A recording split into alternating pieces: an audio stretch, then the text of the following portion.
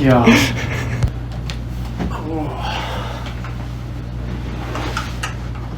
Hey guys, it is T&K Garage here, when we are going to be talking about the Ruroc 3.0 and 2.0. We're going to talk about why we're actually making this video.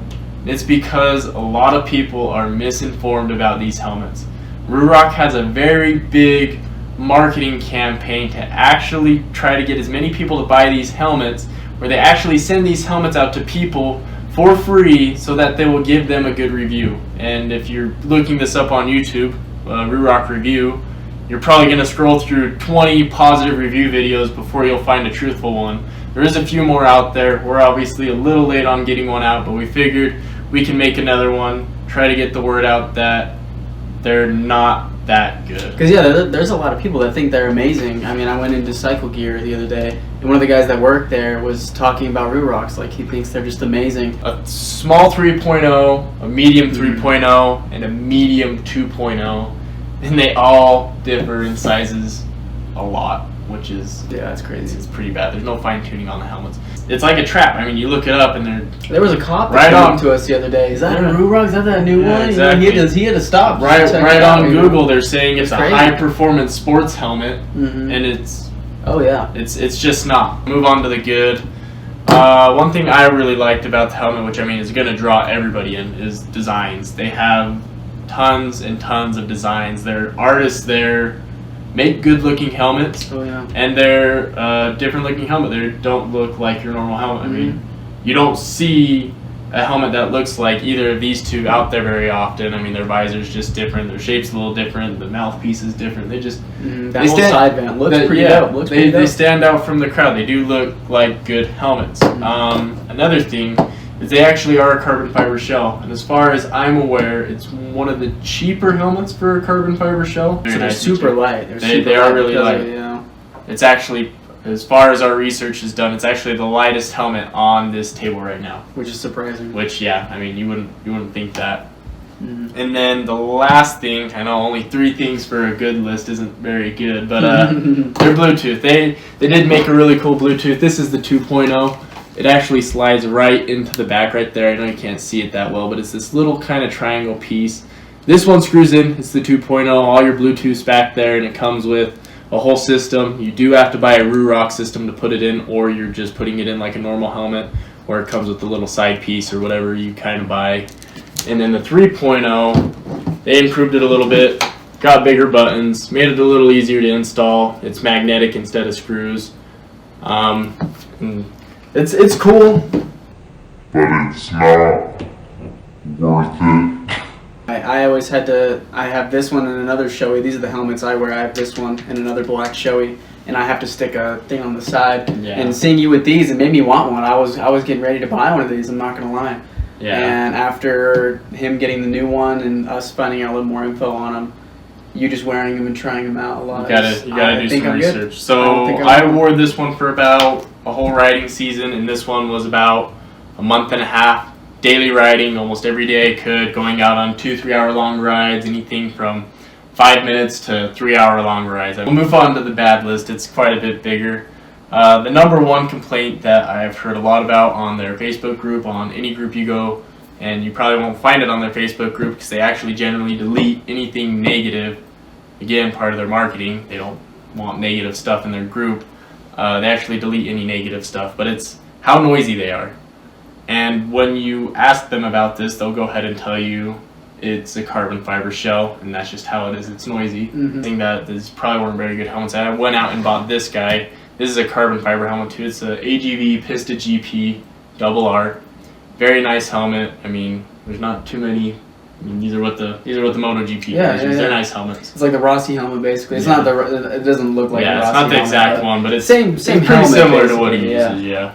And obviously we have a Shoei. It's the X14. Very nice helmet. Also used in MotoGP.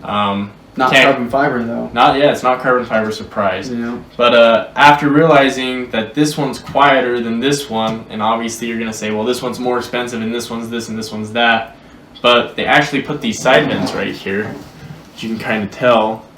And as far as I've noticed, they don't do anything. They don't give you any more cooling. They don't wind you down. All they do is make this super, super loud whistle noise right in your ear. And he's only taken the helmet out a couple times, and he can already tell you that is the most annoying, most ear-aching sound. If you're not wearing earplugs, you'll get home. You'll always have that like kind of deaf, quiet sound in your ear where you just can't hear right for a while, especially if you go out for a long time. It's terrible, honestly. So, all I have is Shoeies right now, and I haven't worn earplugs once. I drive a 600, a CBR, and I haven't felt the need for earplugs yet. Wearing this one just for one ride, I wanted to put earplugs in so bad. It was probably it's so noisy. A 2-mile ride. Yeah, I probably did all in all 5 miles. Another complaint that comes up a lot on their Facebook that they will delete if you put it on there, and it's their chin curtains.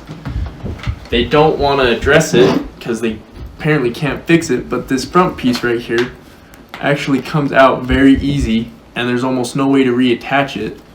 It actually kind of like bends. You can kind of see the clip there. It's like bent to where it will not clip back in. And they will not address this. They delete anybody's comments that has anybody to say about it. And the funny thing is, so that's the 3.0, this is the 2.0. They managed to make a chin curtain that'll stay. I mean, you can see how much kind of pressure I'm putting on it. Obviously you can pop it out, but I'm putting some pressure on it and it's staying there. It's not just gonna fall out. So you make a chin curtain, it works for your first version, and then for some reason you go with some random different design that totally fails and you won't address it. I'm gonna say, if you're riding with these helmets, go buy yourself a pair of earplugs. If you're dying on having to have this look, go invest in some earplugs. You'll be deaf within 3 riding seasons, if not sooner than that. But they keep coming out with new designs for their helmet. I mean, just recently, probably a few days ago, they dropped a Batman and a Joker. They look cool. I mean, that's their whole, the way it looks. That's their whole marketing thing, is that it looks cool. But you're out here making new designs, but you can't fix the current problems with your helmets. That's a big problem for me. I haven't heard them doing anything about fixing any of their issues, but they have more designs on their helmets than anyone I've ever seen, honestly. And that's where I think they get a lot of these people is there's a helmet choice for everybody if you like the shape of a Ruroc. If you like how a Ruroc kind of looks, you can pick any design. They have like 9 different visor colors, which I guess I didn't put that in the plus, but that is kind of cool. Not a lot of helmet companies give you that many visor color choices. Back to the bad is it's actually their visors. Their 2.0 manages to make a decent visor. As you can see, there's a little pin there, and that pin you just kind of lift up. It's not too hard, but yeah, it's pretty easy. And as you close it, it's closed just like that. Nothing too hard to do right there. And then they go with a different design on the 3.0. You can tell it's kind of close, but there's no pin there. It's just a tab underneath that. And as you can see, I had to put in a pretty good amount of effort to open that, and if you have gloves on, it's going to be even more of a pain in the butt. And it's basically the same movement, same everything. And as you go to close it, you think that's closed, right? It looks closed. Well, I'm going to be quiet for a second. You can listen. Hear that snap? That's it, finally closed. That was 2 hands, one there and one on the top of the visor, just to push it down to get it to close all the way. And to me, when you're riding a motorcycle, you shouldn't have to put that much effort in to close your visor. I have the medium size, and the shell's actually bigger, and they don't change their visor sizes for their shell sizes. There's no option to do it. And my medium helmet is actually all scuffed above this bridge line right here because it's not the same size, so it's pulling the visor in closer and it's just scuffing this clear coat off, which I don't know how you don't think of that when you're making a helmet. Another problem we've had is their paddings. That's a big one for me, honestly, yeah. These 2 helmets right here have very good quality paddings. I mean, they're the best you could see from the most part. They're meant to go up there. You're meant to race in these helmets. They're a little tight. I mean, they're supposed to be, but not as tight as these. These are ridiculously tight to where you can barely get this one on your head. We're gonna put some images up front or on your screen right now, and we'll show you how they look. But first will be the Ruroc. We'll show you how to put it on and how hard it is. It hurts. Yeah, it hurts to put it on your head. It is not fun at all. And this is the small one, and it's painful. It's not fun at all to put that thing on. But then we'll show you how the AGV looks. You can kind of see a little more comforting in the chin. Or the cheeks. My bad. It actually kind of holds your cheeks more, and a little more padding around the whole head. Just better feel in general. And then we'll show you the Shoei, It's a very nice, comfortable helmet. I would actually say it's the most comfortable helmet. Mhm. I do like the AGV, but I will have to give it to Shoei. I think it is a very, very nice, comfortable helmet. One thing that's awesome about that is just they made it so it's very easy to get on. I'd say it's the easiest. I don't know about the AGV. I haven't tried that one on yet, but I know that this one's 10 times easily than both of these two Ruroc helmets. But it still fits snugger around my actual head. The padding just feels like it's actually there to protect me. Again, you ask Ruroc about why their helmets feel so tight. If you fall in this category, like I said, all these 3 helmets are smalls, not this one. This one's a medium. But nice and easy to put on. Feels like a normal helmet. You kind of got to squish your head in there. Not too bad. I mean, you put a helmet on. And same with the Shoei. And then the Ruroc, it literally feels like you have to pull it and tug it as hard as you can to get it to sit on your head. Fun. It's not fun. And you ask them about it and they say, oh, that's a sport style fitting helmet. Well, we have 2 of the highest class sport helmets here, or 2 of the higher tiers. For sure, yeah. These 2 helmets on the ends, very aerodynamic helmets. They feel great. You can be going pretty good speeds with very good head stability. Oh, yeah. These ones you start to hit about, I'd say, 60? You can already kind of feel them starting to tremble a little bit. Oh, yeah, easy. And I mean, these are actual sport helmets, and these guys want to claim that they're sport helmets, but they're just not. They're not rated to go on the track, and honestly, thank goodness, because that was another thing. Again, they're not rated to go on the track because they have these. As far as I know, the only reason is because they have these locks. They're nice and bad at the same time. They're not as strong as straps themselves. If you look at a double D-ring strap, it is actually stronger than the Fidlock. Fort9 does a video on that. It'll explain strap styles very well. But as far as I know, that's why they're not allowed on the tracks. It's because of their strap style, which is... It's good for a normal commuter because it's so easy, but at the same time, it's bad because it's not as safe. Let's talk about airflow. These Rurocs do not flow air that well. They're not terrible. They're not amazing. It's not very controllable at all in any way either.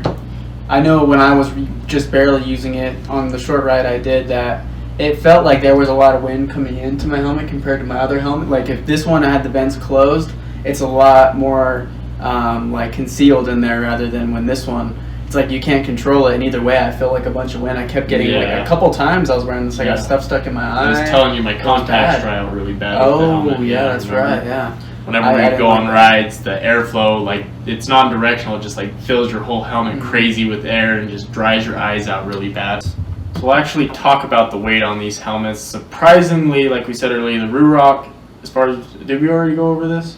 The weight? I don't think we did, no. So the Ruroc is the lightest. It comes in at 3.09 or 3.1 if you just want to be easy about it. And that's crazy. That's insane. They can beat every other. As far as I know, that's still the lightest helmet I know. The quality of their padding.